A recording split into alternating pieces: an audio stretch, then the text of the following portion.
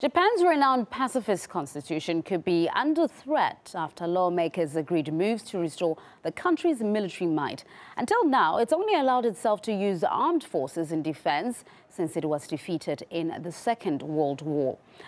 Now, an historic revision is on the cards because the Japanese Prime Minister wants to bolster the country's defense capabilities and ease restrictions on arms exports.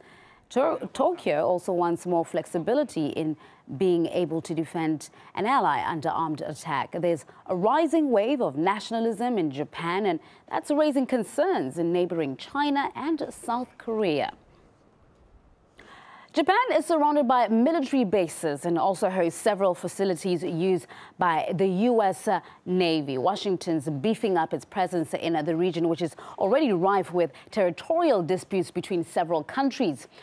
Now, one analyst told us that Tokyo's militaristic ambitions are being fueled by the agenda of its American allies.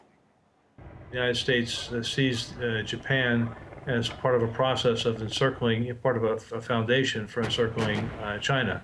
Views Japan to be what one former prime minister called an unsinkable aircraft carrier for the United States. It's been over for some time. I mean, Japan, despite its constitution saying it should have no military forces, it has a very large Navy, very large Air Force.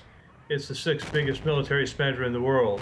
But it's been difficult to deploy those forces abroad to be involved in war.